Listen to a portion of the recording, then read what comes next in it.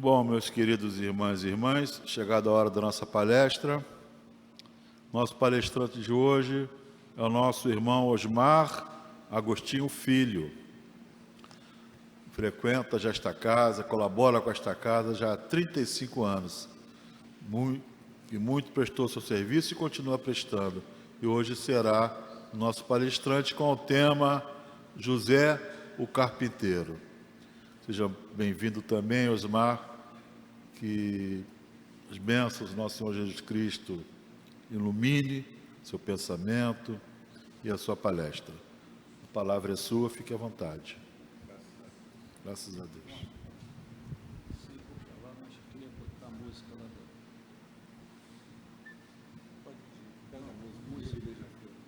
A música, o palestrante está pedindo, Lírio e Beija-Flor. O lírio beija-flor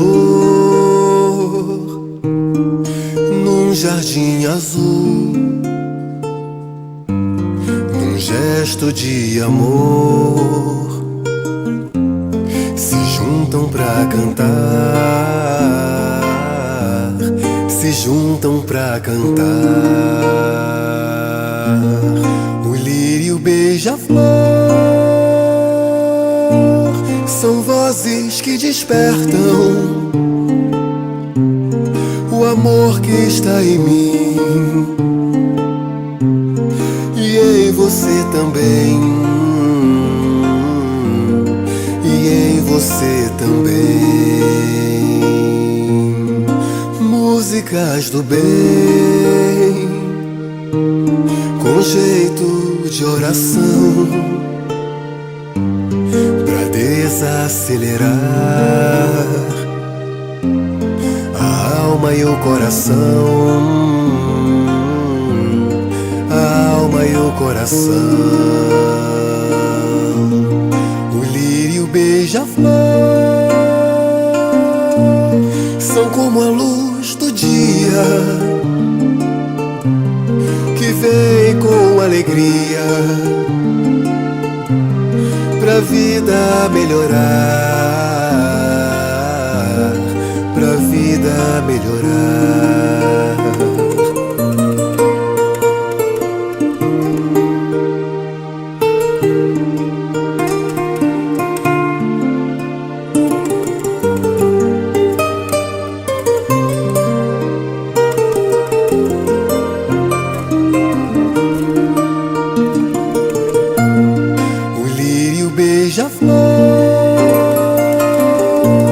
São como a luz do dia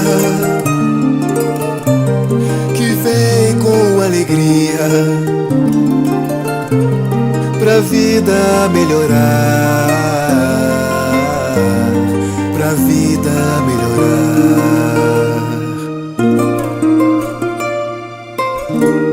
Deus perfumou a flor, deu asas ao amor e quer para vocês paz e luz.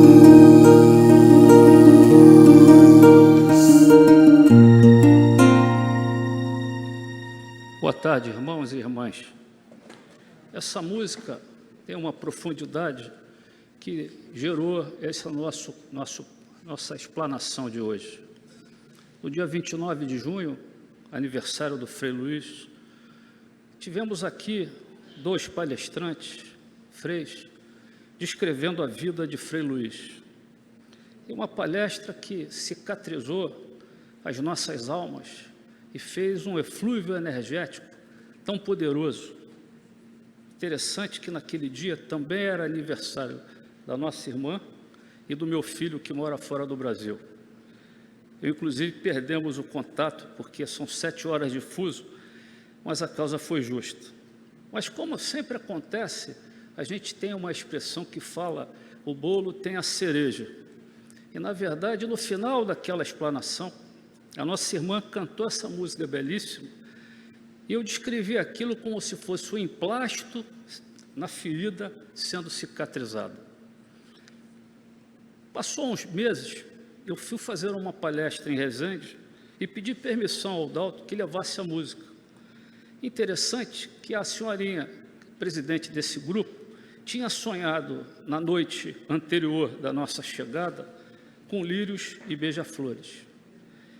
E no dia seguinte a essa palestra eu conversei com o Dalton da plenitude da música, como essa música daria uma palestra, dariam várias situações, não só pela letra, mas o sentimento.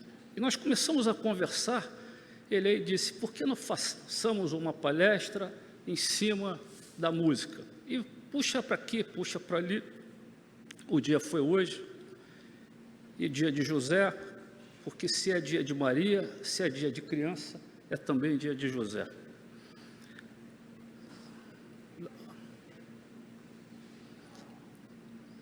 Quando se fala em José, pouca coisa se tem na liturgia em vigor. E a gente sempre leu, e eu tenho, não sei se uma virtude ou um defeito, de há muito estudar os santos, não por duvidá-los, nem querer me assemelhar a tais santos, mas tentando traduzir o que eles trouxeram, não só para a liturgia apostólica romana, mas para nós que somos espíritas cristãos. E aí eu comecei a colocar uns tópicos para que a gente viesse a conversar como uma figura que viveu há mais de 2000 anos.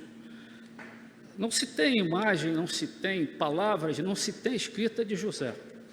Ele é citado no Evangelho até aquela passagem dos 12 anos de Jesus. E a gente vai tentar aqui conversar nesses minutos sobre a transparência da imagem desse grande homem, esse protetor do Mestre, porque é bom que lembremos como ele foi escolhido para ser o companheiro de Maria. Os evangelhos em vigor não dizem como aconteceu. Eu, como sou um grande contador de causa, eu vou tentar contar como isso aconteceu pelos evangelhos apócrifos que já li. E por isso eu trouxe essa magnífica flor, que tem a ver com o Frei Luís, que o Frei Luís, na explanação daquele 29 de junho, não sei se vocês sabiam, ele escrevia sob o cognome de Lírio do Vale, não é isso? E não há coincidência. Lírio, José, enfim. Não há falas na Escritura, e ali começa a desenvolver a personalidade dele, silencioso, sereno e expressão recorrente. No mesmo período em que José foi ser o escolhido, havia, segundo os livros que li, eu acredito, ele era um viúvo e já tinha alguns filhos. E, curiosamente, por ser o mais idoso do grupo, ficou até um certo ponto constrangido. Maria Santíssima, ou Maria até então, tinha aproximadamente 14 anos e meio. E todos aqueles homens daquela região tinham a oportunidade de esposar Maria.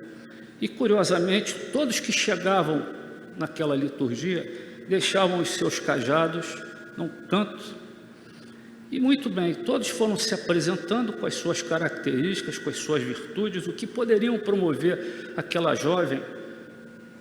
E o representante, o sacerdote, pediu que cada um daqueles que estavam se candidatando, que se retirassem e pegasse o seu cajado. E justamente o último cajado, que era o mais velho, que era de José, nasceu uma flor igual a essa. E por isso ele foi o escolhido. Repito, na liturgia tradicional não há nenhum sentido, mas se a gente vai pensando como isso aconteceu, e porque, se ele era silencioso e sereno, ele era de uma gênese, de uma genealogia de grandes nobres. Ele era a 20ª família ligada a Davi, que naquele tempo era o grande pensador. Maria era filha de um casal de idosos que tinha deixado ela sob a proteção da igreja, aquela igreja primitiva, aquela igreja sacerdotal. E não há também histórias de Maria que tivesse uma vida normal como qualquer das mulheres daquela época, como menina. Ela saiu para ser desposada e, pela essência que a gente tem, sobre a função da espiritualidade atuando. Eu disse ali, talvez um ancião, porque nesses evangelhos dita que José desencarnou com 111 anos.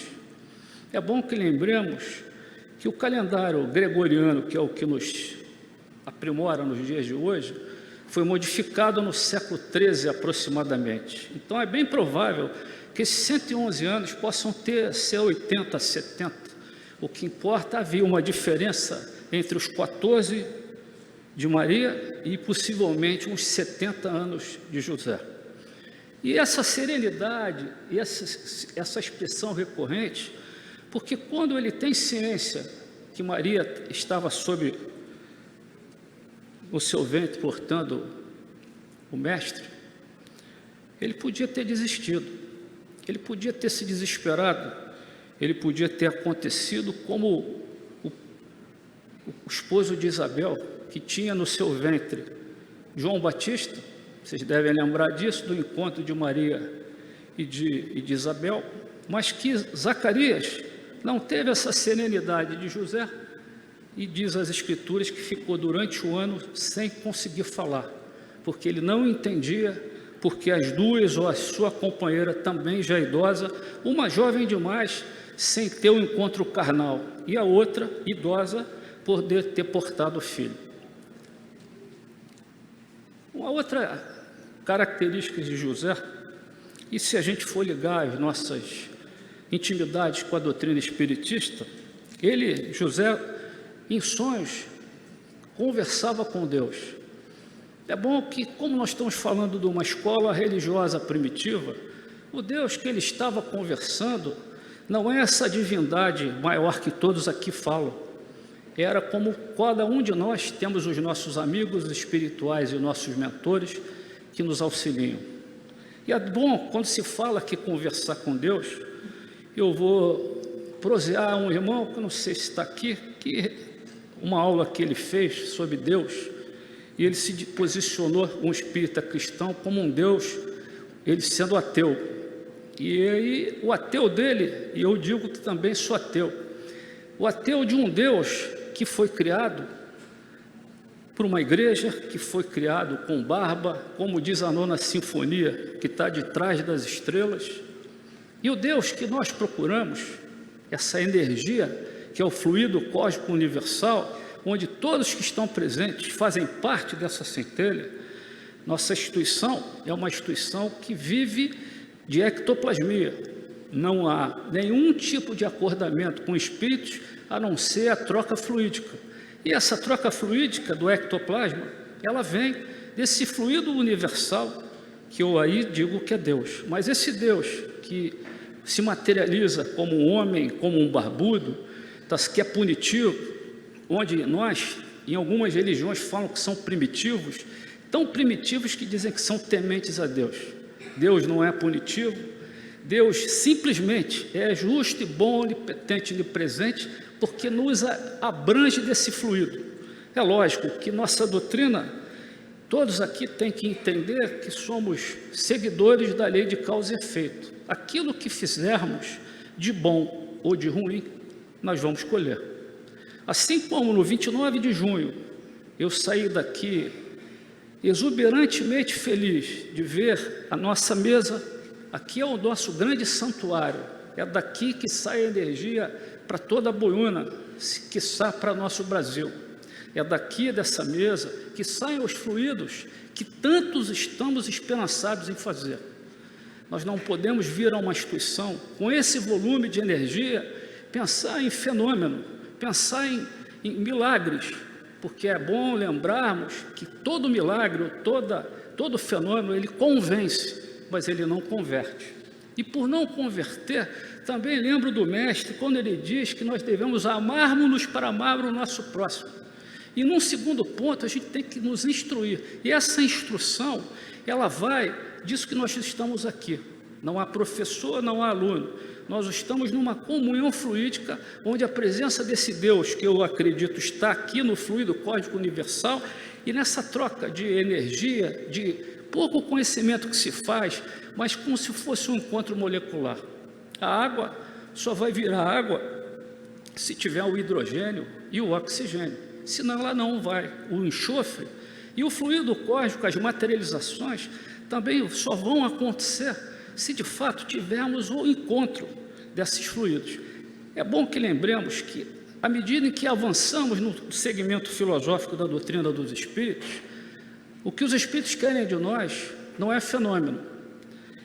Os espíritos querem de nós a nossa evolução moral. Os espíritos pedem de nós que nos encontremos em nome dele, porque o mestre diz assim: se 2 ou mais estiverem reunidos em meu nome, eu estarei presente.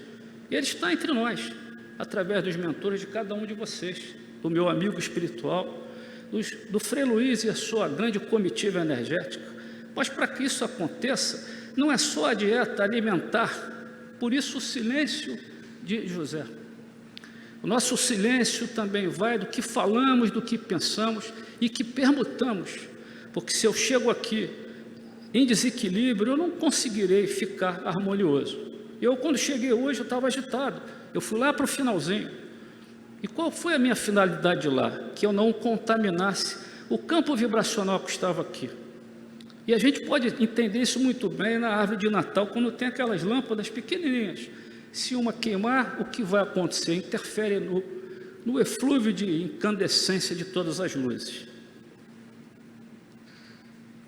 Os outros filhos, os evangelhos não originais, dizem que o mestre, ou melhor, José teve 3, 4, 5 filhos, que não dá para a gente entrar nessa intimidade, porque senão o tempo acaba, o irmão que comanda a reunião manda eu sair, eu não consigo ditar, de fato, a belezura que é falar um pouco desse grande homem.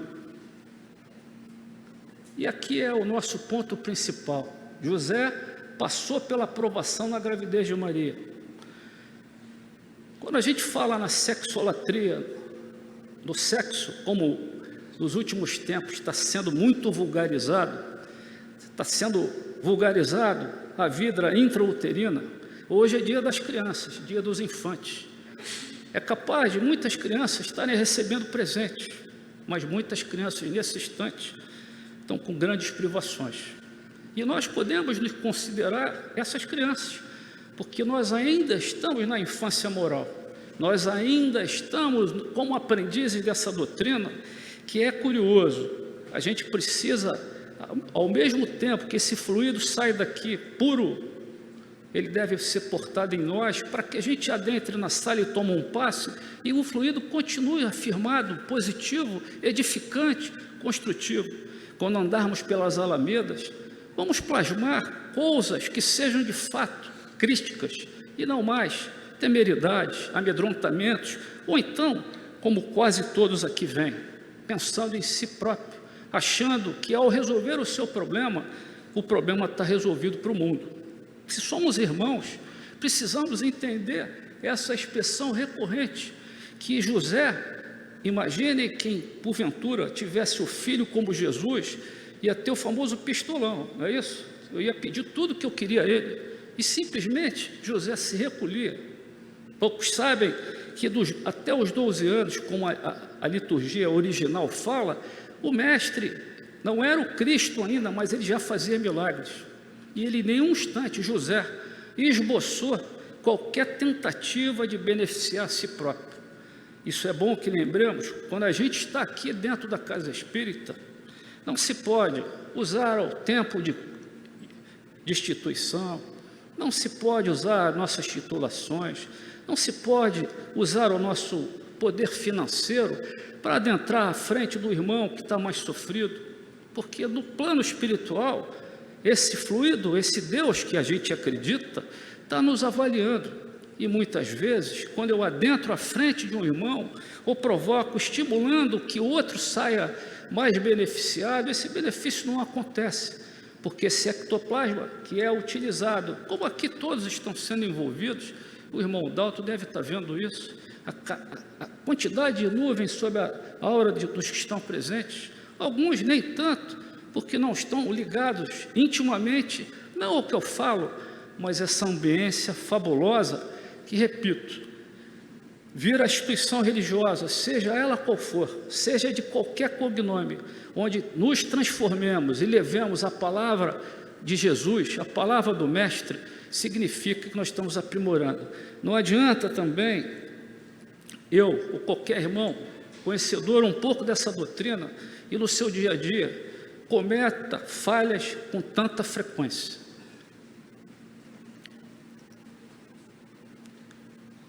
Quando se fala em operário, uns chamam de carpinteiro, mas ele não era carpinteiro, curioso. Na verdade, José era uma pessoa de uma inteligência fora do normal e que era faz tudo. Ele consertava, ele ajudava, não só no quesito construção das edificações, como também orientando pelas intuições que eu disse no outro slide, dos sonhos com o Criador, com Deus, com os seus mentores, tentando apaziguar. E é esse o papel nosso também dentro da Casa Espírita.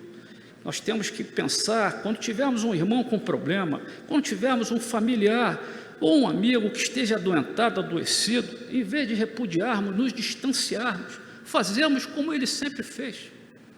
Porque, em verdade, se nós criarmos o nosso filho nas proporções que Maria e José criou Jesus, independente da qualificação moral ímpar do Mestre do Cristo, houve uma interferência magnífica.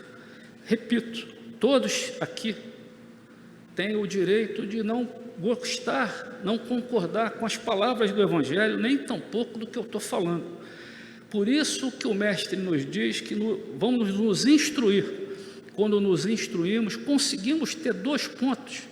E esses pontos, o positivo e o negativo, faz funcionar a máquina energética, diferente de que quando acreditamos naquilo que não conseguimos entender. Dogmas, celibatos e virgindade. Se vocês forem estudar um pouco a Bíblia, vão entender que é muito dogmático falar, como eu disse, sobre a sexolatria, ou sobre o sexo, sobre a paternidade, sobre a família. Curioso, eu não posso deixar de falar isso. Nos últimos tempos, as famílias estão entrando em decadência. Mas estão entrando em decadência não é por causa desse Deus ateu, aquele Deus que eu disse que está de trás das estrelas, mas da falta de educação que aquele pai, aquela mãe, aquela família tem. Eu lembro bem, quando aqui chegamos, que eram muitas crianças, beirando 300, e a gente fazia o atendimento odontológico delas, e havia sempre uma permuta de ensinamento. Os meus filhos eram pequenos, o meu sobrinho, que hoje é o doutor João Marcelo, que está aí, a minha irmã, que está ali, a minha esposa, que está lá com a minha prima, meu tio, enfim. A gente observava que mesmo crianças que não tinham a presença do pai e da mãe, do ponto de vista carnal, mas tinham os tios, as tias, os irmãos que vinham para cá e permutavam esse amor, esse fluido. E que digo a vocês, muitos daqueles meninos lá de trás, que hoje têm 40 e poucos anos, são homens de bem, são mulheres de bem, se tornaram doutores, são ricos, milionários, talvez não, mas são equilibrados a sua maioria conseguem, quando vem aqui, muitos trabalham na instituição, muitos encontram conosco, e é importante a gente lembrar, como não existe acaso na nossa doutrina, não há coincidência, não perdemos as oportunidades de fazer como o Mestre fez, quando no berço a educar José, ou melhor, José educar, que é bom lembrar que não se fala em José em nenhuma forma de materialização. Hoje é Nossa Senhora Aparecida, todos sabem como ela apareceu num rio barrento, simplesmente era uma imagem muito pequena, e primeiro a rede pescou a cabeça, e depois o corpo. Há controvérsia, até porque, quando retirou aquele material, tinham detritos, não se sabiam se tinham outros tipos de imagens junto com aquelas que foram. E ela só ficou marcada, nossa querida Aparecida, pela influência da grande redentora Princesa Isabel. Foi Isabel, e juntamente com um fenômeno que não tem como não comentar com vocês, e quando nós quando nos chamamos espíritas kardecistas, que é uma expressão que me incomoda, foi através de um negro, tá certo, que houve o grande fenômeno de Aparecida, quando ele pede ajoelhado em frente a uma imagem desse tamanho, que ele fosse liberado. E naquele instante, isso é o milagre mais famoso de Aparecida. Tanto o pescoço quanto os braços tinham as ferraduras, aquela ferramenta toda, e aquilo implodiu, ele foi libertado. É curioso que qualquer um de nós, quando ouvimos aquilo, nós podemos nos libertar dos processos obsessivos, sim. Nós precisamos da terapia do psicólogo, do psiquiatra, com certeza. Se não fosse a medicina, a acupuntura, para tirar o alívio da dor, se não fosse a homeopatia, se não fosse o clínico. Mas é importante que só funciona se nós, o adoecido que todos nós somos, não tivermos preparados, primeiro, para passar pela dor e, segundo, para se livrar da dor. Porque, na sua grande maioria, que a gente observa, que eu me incluo, é mais fácil lamuriar, ficar pedinte, do que ofertar ao Criador uma forma de doação. E eu conto rapidamente, não saindo do tema, mas dentro do tema, de um grande médium chamado Peixotinho. Vocês já devem ter ouvido falar, um dos grandes médiuns de efeito físico. Eu não vou falar de Ivan de Castro, nem de Eduardo Frutuoso, porque eu vou botar sardinha no nosso fogo, né? Então eu vou procurar um irmão de fora. Peixotinho tinha uma asma, e nem pela asma ele deixava de vir às reuniões espíritas e compartilhar. Chico Xavier, inúmeras doenças, e não deixou, fez como José, no seu silêncio, da sua expressão de harmonia, conseguiu tocar tudo isso que a gente quase sempre, quem de nós já não ouviu, não leu ou não lê as histórias descritas com tanta fidelidade à luz do Evangelho como o nosso grande Chico. Com relação ao Evangelho, há uma passagem desagradável, quando Maria, preocupada com o mestre, que está na casa daquele cidadão, e que simplesmente o mestre diz que os irmãos, a família dele estava lá dentro, não estava lá fora. Eu estou fazendo uma tradução diferente, porque se nós formos ler vários tipos de Bíblia em inglês ou em francês, é bem provável que a entonação seja diferente. E a Bíblia que a gente lê hoje, ela é datada de 1500, e ela foi traduzida para o alemão, por causa da grafia, que não existia grafia. Quando começou a grafia de se transportar para outros tantos, e nessas modificações de interpretação, elas são valorosamente modificadas. Mas isso não modifica a nossa intenção, o nosso desejo e o nosso sentimento por qualquer que seja esse ciclo de energias que a gente tem tido. Eu repeti, família, imagina Maria com 15 anos e pouquinho, com um neném pequeno, todo mundo sabe aquela trajetória de fugir para ali, para acolá, não vamos entrar nesse detalhe que é tão conhecido por nós, mas ela não deixou de ajudar a criar os filhos de José, como também havia uma harmonia entre eles, e há passagens que outras religiões não gostam de Maria, porque acham que Maria, por não estar tão próxima de toda a família como um todo, achando que Maria era exclusivamente, eu vou usar a palavra parceira de José, e não aconteceu isso, não acontecia. Maria, juntamente com José e toda aquela egrégora de encarnados, de alta estirpe moral, trocavam fluido, energia e a comida, que é outra coisa importante. A nossa nutrição, ela tem que ser dividida. Nós já passamos a hora de nossa despensa está cheia, vendo tantos irmãos com grandes prioridades. Remédios que a gente tem, agora está na moda, todo mundo tem uma caixa de remédio para tudo, até para mal olhada. Engraçado, tem até remédio para mal olhada.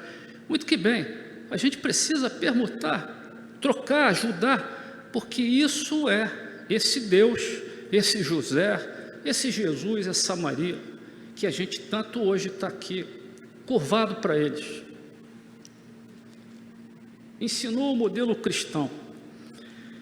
A escola antiga era muito diferente, a hierarquização da família. É importante que quando eu era menino, já tem um tempinho, a barba não é branca não, eu que pinto. Eu quando ia à casa de minha avó, por exemplo, que saudade dada.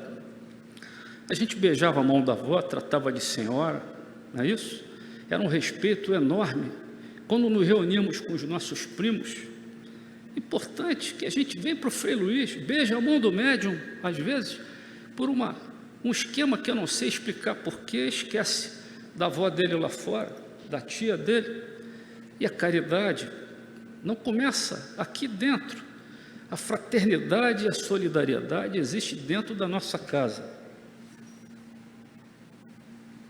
É bom que a gente, quando fala nesse modelo cristão é decência, é transparência, é ser disciplinado, porque se nós não formos disciplinados, nós não seremos um bom homem, uma boa mulher, um bom médium.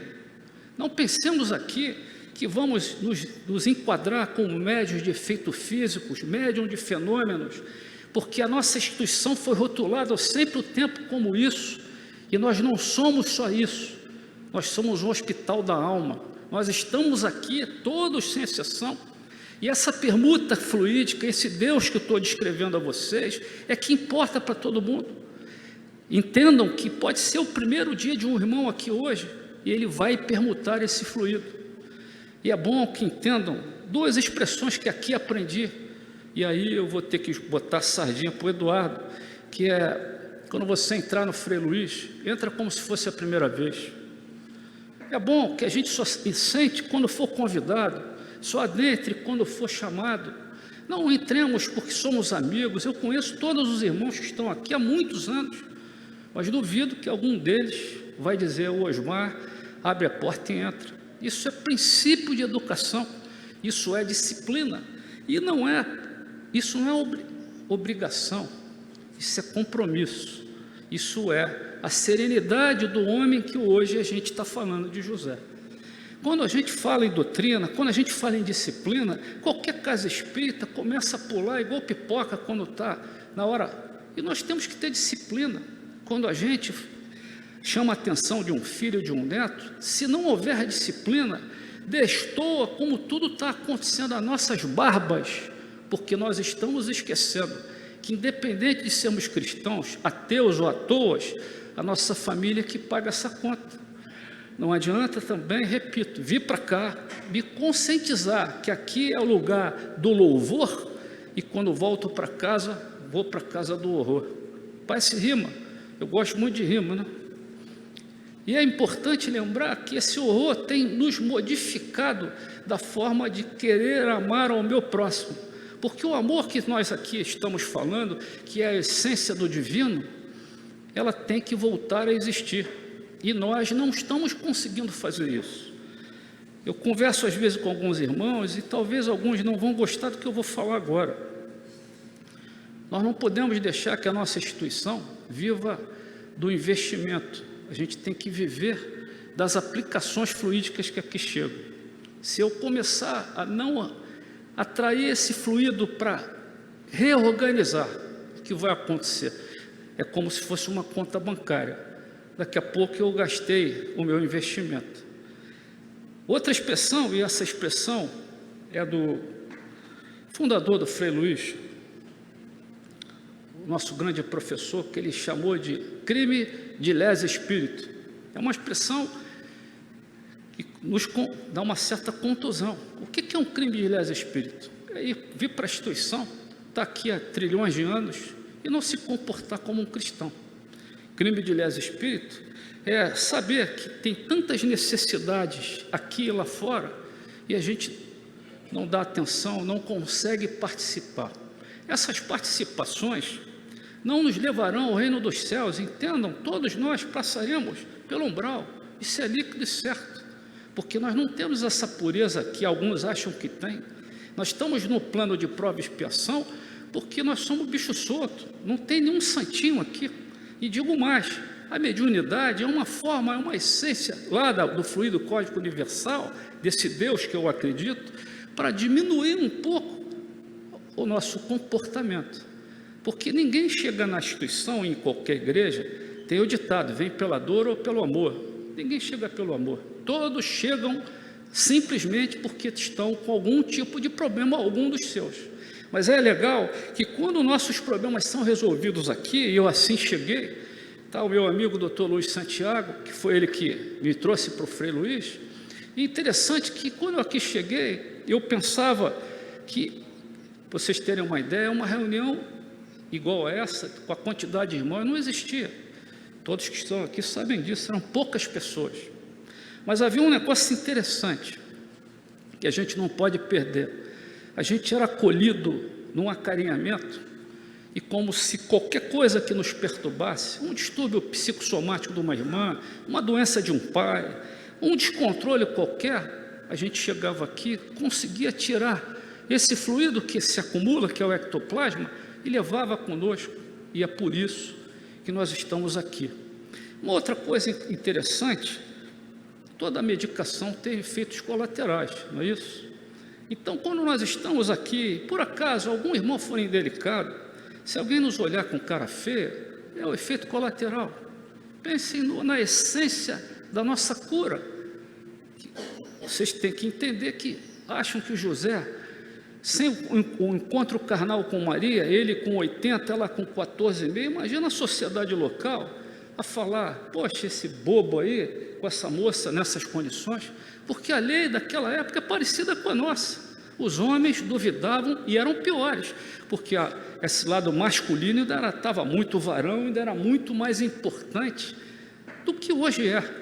Porque hoje, eu também não vou entrar nesse tema, como é difícil decidir a sexualidade, o respeito ao sexo, o respeito à família, o respeito aos princípios. Eu estou repetindo muito essas palavras porque quando se fala em José, se fala em família. Quando se fala em família, se fala em Maria. Se não fosse o cajado dele aparecer uma planta igual a essa, uma flor igual a essa, Maria não casaria com ele, talvez a história fosse bem diferente. Como também as nossas histórias, quantas oportunidades vocês já tiveram aqui dentro, ou lá fora, de servir, de ser útil, de ser humano, de ser amigo, e por algum motivo esqueceu de ajudar, ou achou que não era hora, e às vezes nós não vamos ter outra oportunidade. É interessante que eu não posso olhar para os irmãos e olhar por simpatia, por antiguidade, porque é do sexo oposto, ou porque eu vou ter algum interesse por aquele irmão, aquela irmã. Não. Quanto mais adentrarmos na ajuda ao nosso próximo, adentrar na ajuda ao nosso próximo não é carregar nas nossas costas os vasilhames e os pesos dele, não. É ajudá-lo que ele chegue ao seu destino. E a nossa instituição faz isso com muita, eu vou usar a palavra fartura. Só que muitos não acreditam porque não estão preparados para ficarem curados. Não estão preparados para fortalecer os seus ombros. Não estão preparados para entender que tudo que está aqui não nos pertence. Tudo pertence a esse Deus, a esse Pai, a esse arquiteto, que para mim é esse fluido cósmico universal. Esse modelo cristão influenciou, e eu botei aqui uma coisa interessante. José, no dia 19 de março, na Itália, é o Dia dos Pais. E a gente pode entender os pais presentes. O pai não é aquele que genealogicamente é o pai. O pai é aquele que ajuda a educar. Não é ajuda a pagar a conta, não é que dá mesada, não é que está... É aquele que se preocupa, aquele que participa ativamente. Ivan de Castro e Eduardo Frutuoso, os dois irmãos que citei no início, eram pais para nós. Quantas orientações aqui recebemos dele. E sabia muitas vezes que quando nós não nos comportávamos lá dentro do que manda o figurino doutrinário, ele sabia apertar e puxar nossa orelha. Que é esse o papel dessa paternidade que aqui a gente está conversando. Nós não estamos em nenhum instante julgando nenhum irmão, nós não estamos nem um instante a ponderar quem é o mais perfeito ou o menos perfeito, porque todos nós somos infantes. Hoje é o dia da criança. Moralmente nós ainda somos muito frágeis, porque no instante seguinte a minha satisfação, eu me alegro, me felicito e atraio energias fidedignas. E no outro instante, se um irmão antigo não me cumprimentou, eu já posso achar uma outra coisa e posso atrair fluidos que não me pertencem, que são pouco crísticos. Não pensem que aqui ou em qualquer igreja não existem o positivo e o negativo. Não pensem muitos, como eu escuto de irmãos, que não entram no cemitério porque no cemitério tem o bicho-papão, ou não entram num bar porque lá só tem a negatividade. Quem importa a negatividade somos nós. Se eu estiver indo de encontrar, como diz Santo Antão, o demônio, é porque eu estou procurando o demônio. Se eu estiver caminhando e vendo todo mundo em minha direção, não vou me fascinar achando que estou sendo o Elvis Presley, não, é porque eu estou na contramão. Eu tenho que caminhar junto com todos e não que seja procurado. E é muito bom que a gente seja censurado.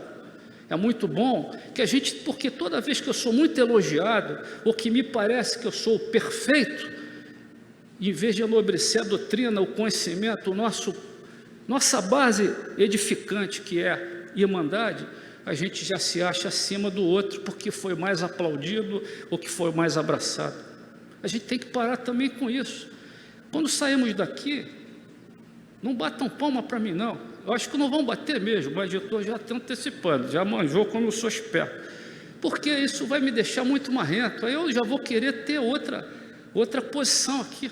E, em verdade, o que vale é o que o meu coração está levando para vocês e que o cardio de cada um está captando. Muitos aqui me conhecem há muito tempo. Muitos, eu estou vendo pelo aura aqui, que nunca falaram, pô, esse cara fala isso, eu não sabia. Porque às vezes a gente esquece de dar bom dia para o irmão, boa tarde, ou simplesmente diz, paz e luz, meu irmão. E a gente precisa voltar a fazer como José, a serenidade, a postura de irmão, de pai, porque nós podemos ser pai até do nosso próprio pai, nós podemos ser pai do irmão mais velho, nós podemos ser pai de nós próprios.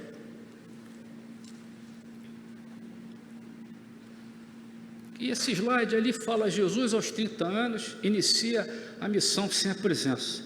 Há uma controvérsia se um dos livros que li fala que, beirando os 30 anos, o nosso querido José tinha 111 e volta à pátria, como está lá no tópico. Mas é importante, ainda diz a Bíblia assim, os dentes perfeitos. Engraçado, eu gostei disso, que eu sou dentista. Falei, pô, será que eu vou durar 111? Os dentes ainda estão aqui, só falta 50 anos. E é interessante que esses 111 anos, na volta dele, com os dentes perfeitos, ainda diz saúde perfeita. Quando fala em saúde perfeita, não é física, é psíquica, moral. É o que nós estamos procurando aqui. Nós não estamos procurando, nós não devemos procurar dentro dessa instituição qualquer outra. A procura da minha cura física, ela é consequência. Como diz Hipócrates, os nossos humores são diretamente proporcional às minhas lesões hepáticas. Por quê? Porque o meu mau humor me cria enzimas hepáticas que podem me provocar de uma hepatite a um câncer. Isso está na ciência. Mas é curioso que a gente vem à procura da saúde da nossa alma. O nosso perispírito, ele é marcado por todas as essências que a gente tem construído. E cada vez que eu cicatrizo, ou tento cicatrizar uma mazela provocada por uma má interpretação, e a gente precisa estar em oração. Hoje cedo eu botei lá no grupo de Dr. Bela, onde eu participo, uma freira falando sobre o que é estar em oração constante. Estar em oração constante não é parar e ajoelhar, senão o joelho vai necrosar. Estar em oração é trabalhar, é oração em prol do bem. Ela fala em lavar a louça, lavar a roupa. Isso é estar em oração. Estar em oração é quando a gente está lá fora e um irmão nosso precisa de algum tipo de auxílio e a gente está apto. Isso é oração. Não adianta orações bonitas, polidas, elas são vazias. E para o Altíssimo é como se fosse o ouvido de mercador. Entra no ouvido e sai no outro. O momento da crucificação do Mestre, ele não estava presente. Mas será que ele não estava presente? Ou como nós sabemos aqui que os Espíritos estão conosco o tempo todo, ele estava também acompanhando Maria em espírito, proporcionando a Maria e aquelas 3 Marias equilíbrio, pela serenidade e o silêncio que ele sempre se comportou. E é isso que a gente tem que entender na hora do luto de alguém. Se a gente pudesse comportar, não chorando, esperneando, duvidando. O choro faz parte, o pranto faz parte do processo de nossa transfusão energética. O luto faz parte, mas não se pode, quando estamos com um irmão com um problema, a gente estimular mais ainda o desespero. Infelizmente, há igrejas que vivem das feridas ulceradas e não das feridas cicatrizadas. E nós, do movimento espiritista cristão, primeiro, a diferença nossa para qualquer outra religião é uma. Nós acreditamos na eternidade da alma, na reencarnação. Os outros que não acreditam, como diz o grande mestre, a gente lamenta. E por fim, estou dentro ainda? Tá? José é patrono universal da igreja. Aí vai a pergunta que eu me incluo. Mas nós somos tão sinceros como José? Nós temos um comportamento de sinceridade? Nós estamos preparados realmente para essa permuta fluídica que tanto a gente está dizendo aqui? Ou vamos sair daqui da mesma forma que entramos? Porque a importância do encontro com o mestre, a importância de palestras, de reuniões, aqui não é uma palestra, a gente está batendo um papo, é simplesmente abrir a nossa mente, principalmente as nossas entranhas, para entender que eu preciso mudar, eu preciso estar apto a quê?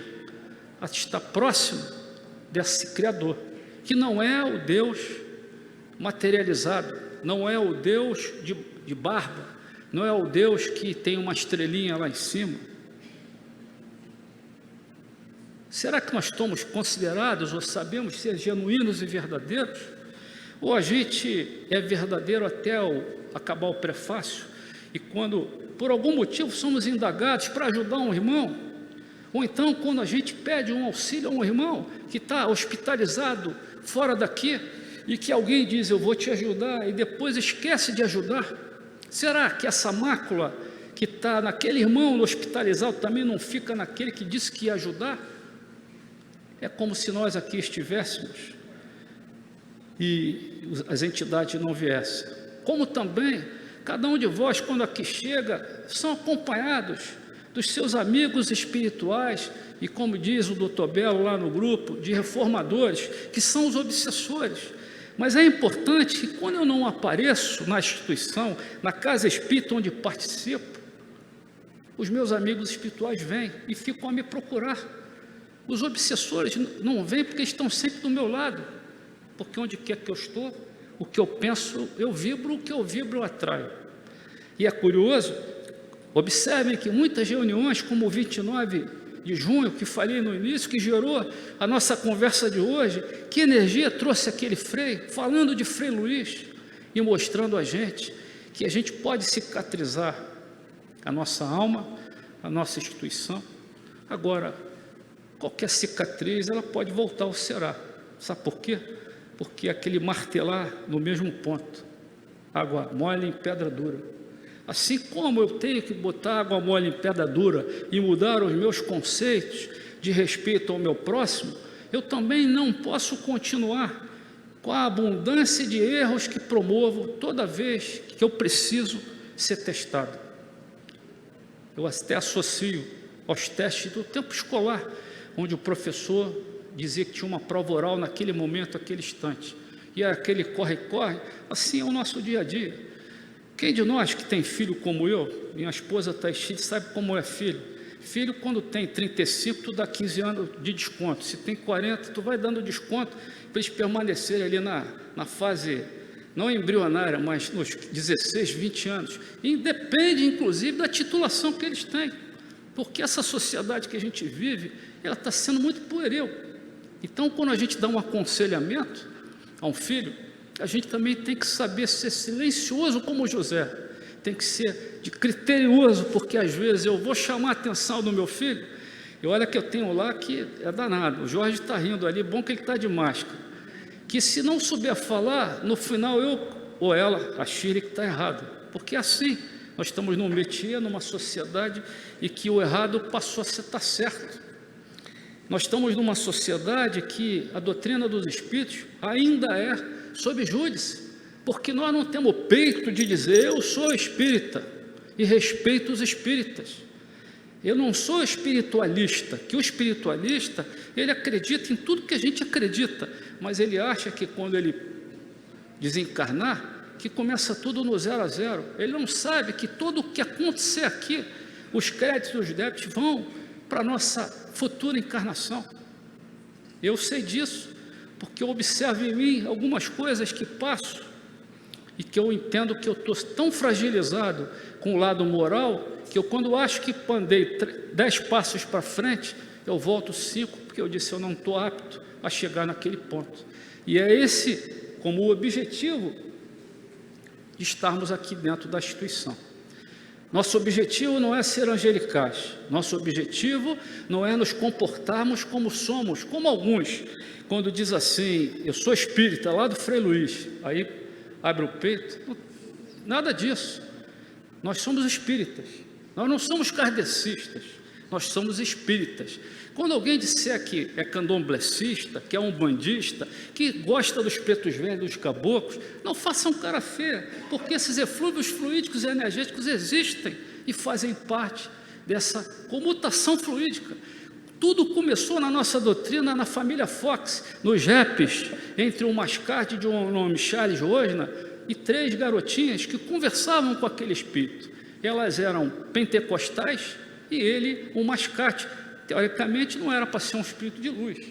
Mas é bom que lembremos, se vocês virem uma imagem preta e aí perguntam, será que era um anjo ruim ou bom? Não existe anjo ruim nem bom, existe anjo. Como também qualquer energia se torna boa ou ruim quando passa por dentro de nós. E nós conseguimos interpretar e respeitar. Porque às vezes o irmão que lá fora está pedindo ou está recolhendo latinha e que todo mundo passa e não fala e não vê, às vezes naquele dia, trouxe mais fluido para cá, para dentro, do que nós que estamos aqui, todo titulado, e que saímos no nosso carro, feliz da vida, e aquela senhorinha, aquele senhorzinho que está recolhendo lata, ele traz energia para a gente, esse silêncio do que nós aqui estamos falando de José. E esse artesão José, nós temos que aprender a nos virar nos 30, como diz o ditado. A gente tem que começar a participar e ajudar o irmão sob todos os aspectos. Não estou dizendo que vamos voltar a ser bordadeiras, costureiras, até temos que ser, mas estamos prontos para auxiliar. Não vim com aquela séria história dos famosos nenéns, nem isso, nem aquilo. Isso não é a minha área, não, isso aí é energia, vai para a sala tal. Rotula-se tudo hoje como fluido, e que, em verdade, nós somos espíritas. E o irmão, quando está necessitado, seja dentro da casa espírita ou fora dele, nós precisamos estar aptos. Não para dizer, sou espírita kardecista ou espírita do Frei Luiz, mas está pronto, pelo menos fazer como José, ser irmão, ser pai, ser parceiro, para propiciar um conforto. Às vezes, um abraço significa muito mais do que o antidistônico, o antidepressivo. Às vezes, uma palavra amiga para o choro. Às vezes, um olhar com resignação, um olhar com compaixão, um olhar misericordioso cura mais do que muitas idas e vindas em salas, em tratamentos, que não são ineficazes. É que nós, os adoecidos, somos infantes, moralmente falando, e não temos capacitação para entender a nossa hora. Quando falei de Maria e disse do primeiro escravo que foi solto, outros escravos tentaram ser libertados através de ficar à frente da imagem de Aparecida, e nenhum conseguiu. Somente um de nome José. Isso está na Escritura Apostólica Romana, e que ele sai desesperado, mas ao mesmo tempo não lamuriando. Ele saiu dizendo, eu não tive competência de ser acolhido pelo meu pedido. E sabe o que aconteceu? Vinha passando Isabel, a princesa Isabel, e vendo aquele escravo aos prantos, para e pergunta o que o afligia. E ele descreve: eu vim aqui, eu caminhei muito com a tentativa de ter a minha alforria, de ser liberto, e não tive competência. E ela diz: você está liberto. E manda que a sua equipe soltasse aquele escravo. Então, às vezes, eu posso ir a uma sala, ir a um tratamento e não conseguir o que eu gostaria naquele instante. Mas se eu saio daqui, ou fico pensando da incompetência minha ou de quem me tratou, porque não existe reza forte, existe falta de princípio. Talvez eu consiga de outra forma, que é um abraço de um irmão. Quantos de nós aqui já fomos acolhidos nessa santa casa? Não aqui dentro, que aqui realmente é o campo de vibração, mas lá fora, no agrado de um abraço, de um bom dia, numa boa tarde. Eu queria dividir com vocês uma oração que fizemos, que se chama Nossa Senhora da Amazônia. E eu queria, se a nossa irmã pudesse cantar aquela música, e aí eu vou falando a oração e você vai cantando. Se vocês me permitem, se o irmão me permite, essa oração foi escrita há 1 ano e meio, mais ou menos, durante a pandemia. E eu sempre guardei ela comigo, porque eu não sabia em que momento ela seria usada. É bom lembrar que nenhum de nós é dono de nada. Quando se falarmos, escrevermos ou ditarmos, pertence ao alto. Está tudo emprestado. Então, quando aqui a gente falar alguma coisa, essa oração não pertence ao Osmar, pertence a todos nós. E a nossa vontade é que vocês entendam a mensagem da oração.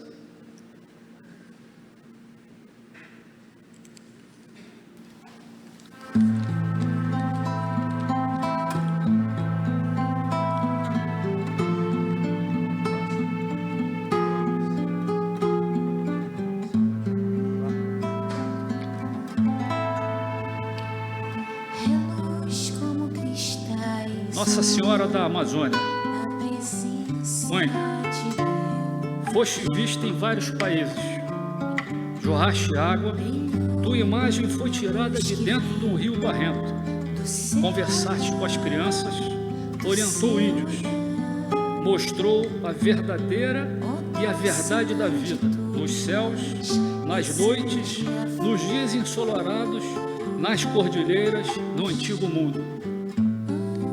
És padroeira, Aparecida do Brasil, nessa terra de muitas almas, muitas árvores, muitos rios, de muitos igarapés, muitas montanhas, muitas relvas, muitas selvas, muitos espíritos, muita flora, muita fauna e muitas vidas.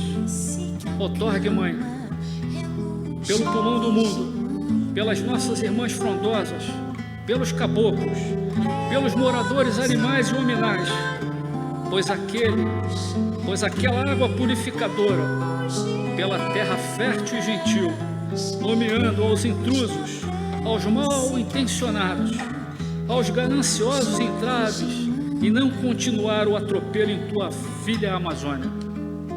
Ensine aos moradores desse Brasil, aos convidados de tantas religiões, seitas, pátrias, ideologias, misturando mente dos alquimistas vindo do astral, aos pajés, aos científicos, aos filósofos e aos transeuntes de boa maneira, o uso fruto permitido pelo Senhor dos mundos, por tua imantação.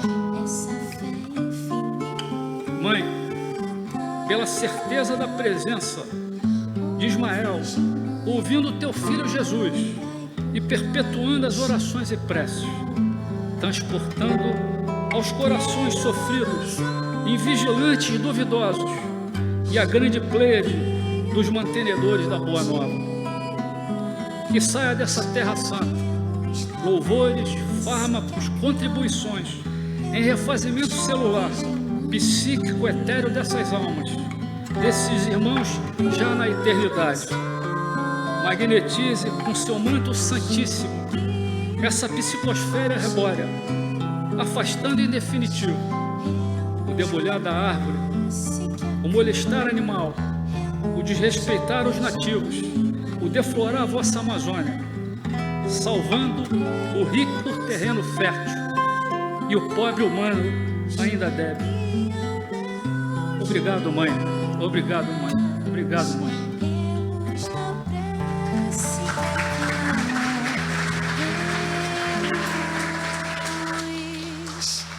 Virgem Maria.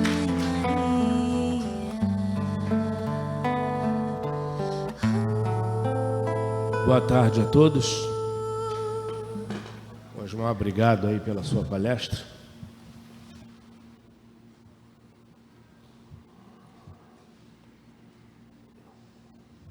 Vou tomar alguns minutinhos de vocês para pedir